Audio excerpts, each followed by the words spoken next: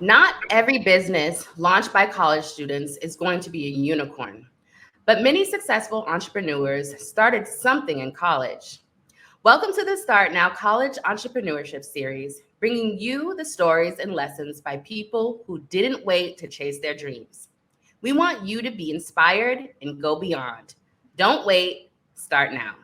I'm Lindsay Briggs, and I'll be moderating this session of Start Now.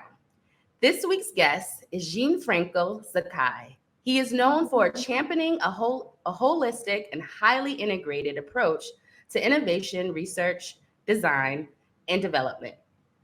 He's the founder of Continuum Innovation and more recently the Zaccai Foundation for Augmented Intelligence. He's an SU alum and received an honorary Doctor of Fine Arts degree from Syracuse in 2009. So happy to have you, Gianfranco. Thank you for joining us, and thank you for being such a special guest today. Well, thank you, Lindsay. It's a thrill to be here. So we just want to learn a little bit about you and your background and the starting point. So the starting point for you was Continuum. We know that you sold it a few years ago, but can you first just talk about that a little bit? And the starting the process in college and how that has set the trajectory of how your life has gone now. Sure. So Continuum, actually, the name came from a book that I borrowed from the library.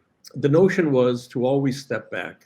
That was our motto, not to simply execute on a brief that we were given, but to take the time to do our own sort of qualitative research and find out whether what we were given is accurate, what was missing, what we could add to it to inform our process. A lot of great clients and collaborations, and I really wanted you to give that great background so that our audience could really understand the passion, the history, and the background from where you come from, and how your life experiences, your professional experiences, even your educational experiences have shaped where you are now and your trajectory now. And I'm so grateful for that process. And I really wanted to give you the space to really, because this is really great information. What I noticed from this whole process is that the diving deeper Mm-hmm. than what's on the surface.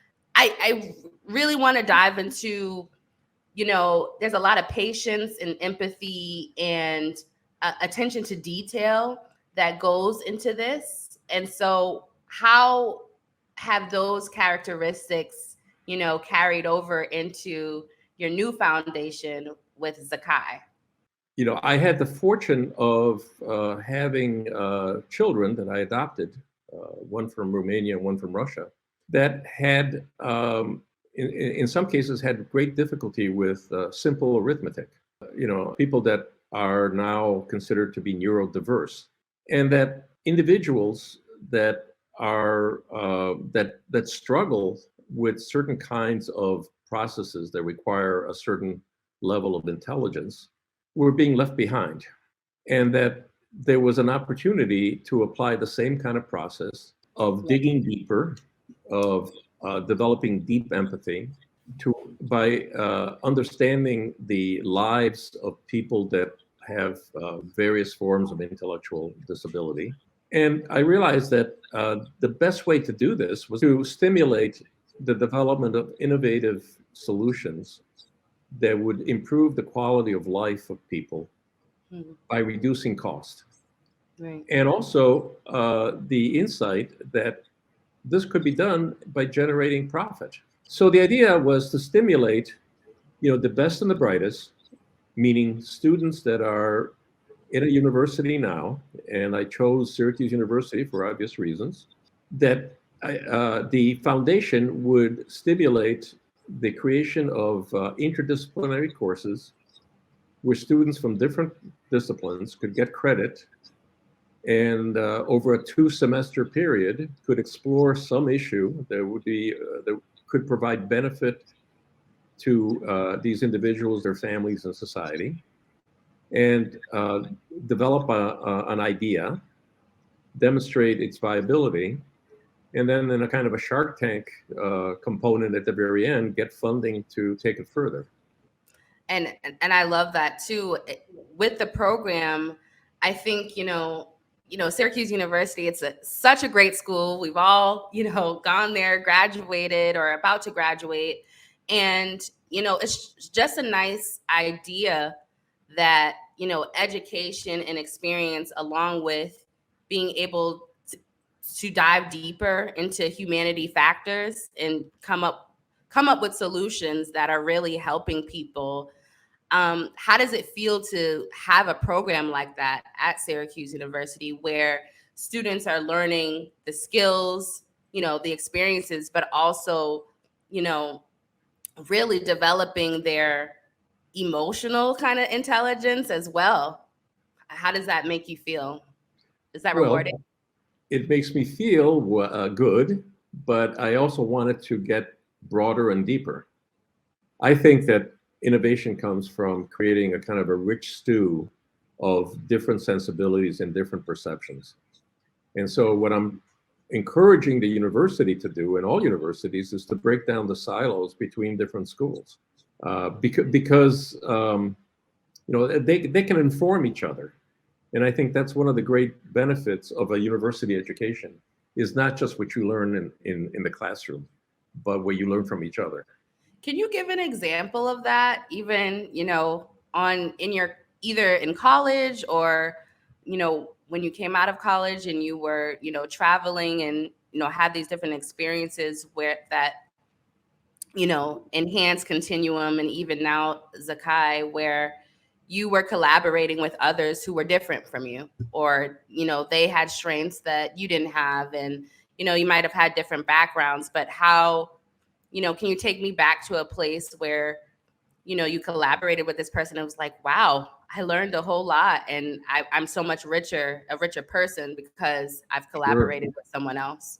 I mean, I can certainly go back to my, the founding partner. His name was Jerry Zindler. Again, he just recently passed away.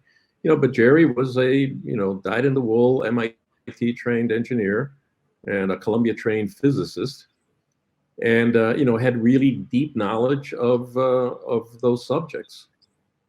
And and I had a much broader vision, and frequently we would argue because he would think that I was crazy, and I would think that he was too narrowly focused. But invariably, his focus widened, and my broad vision focused. Right? It makes sense. You kind of swap the yin and yang.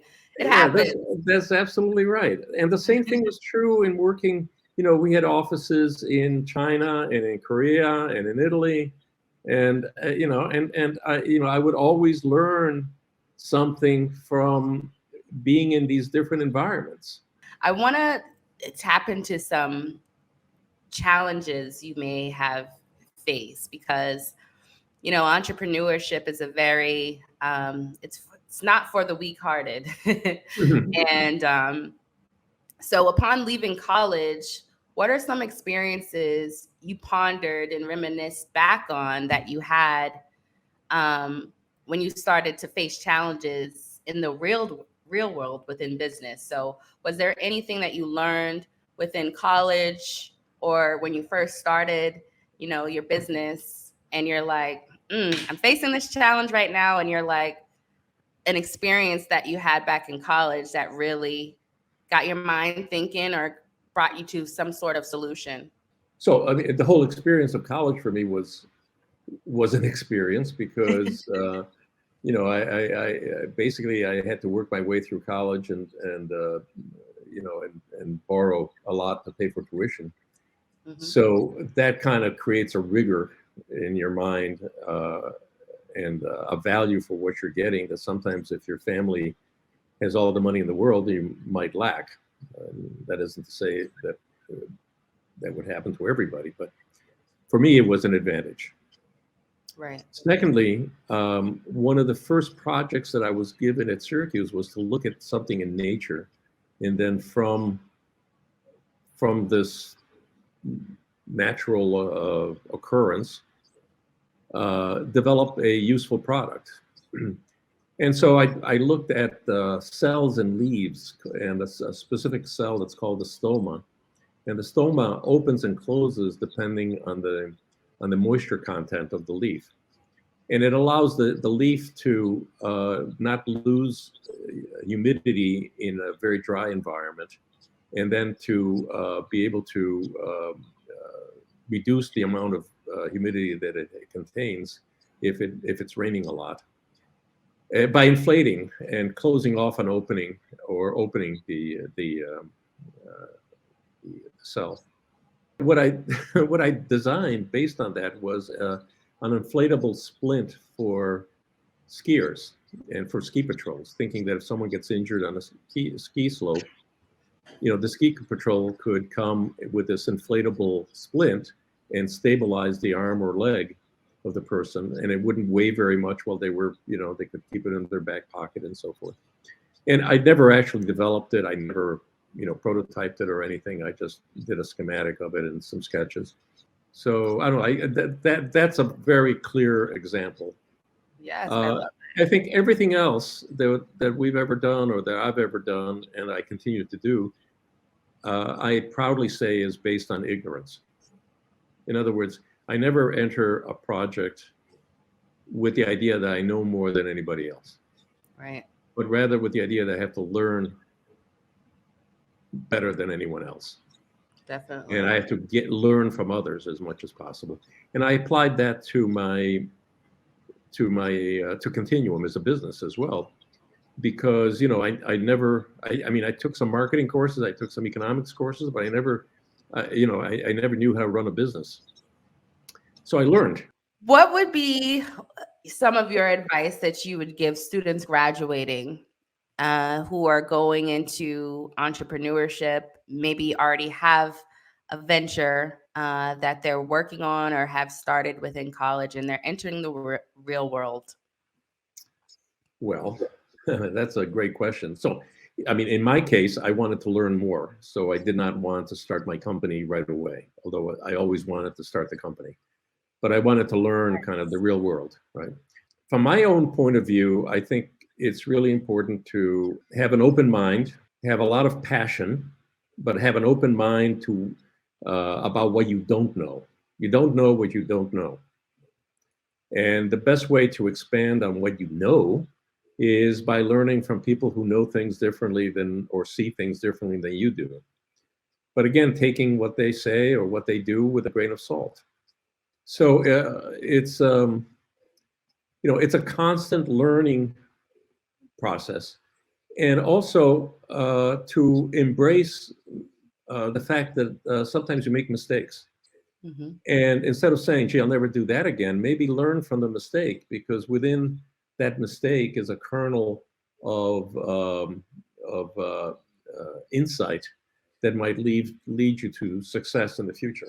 Just want to, where do you see Zaccai in the future and the work of Zaccai? So if you could just say 3 words, that if someone were to describe the Zaccai Foundation, 5 years from now, what are 3 words that you would want, to come to mind when you think of the Zaccai Foundation? Well, so first of all, I'm involved in 2 things. One is the Zaccai Foundation, and I hope that the Zaccai Foundation spawns a number of programs in different universities that are deeply interdisciplinary, and that from those programs, some really great ideas that really meaningfully improve the life of people and reduce the cost in doing so come out of those. And I'm fully hoping that Some individuals, also have great financial success by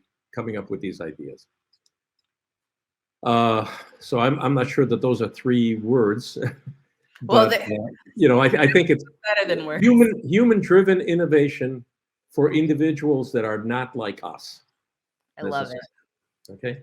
I The love other it. thing that we're doing is we are restoring a historic property in Tuscany, in Italy, which was the site of the first agricultural school in Italy in 1831. Wow.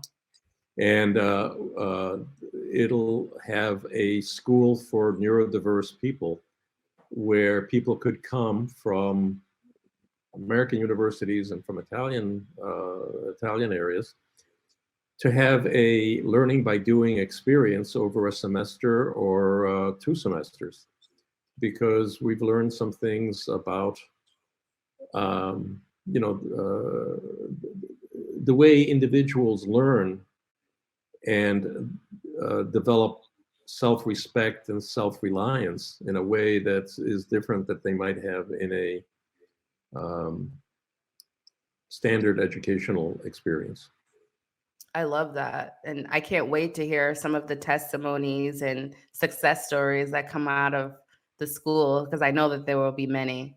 So you can look at, you can Google Villa di Meleto, Villa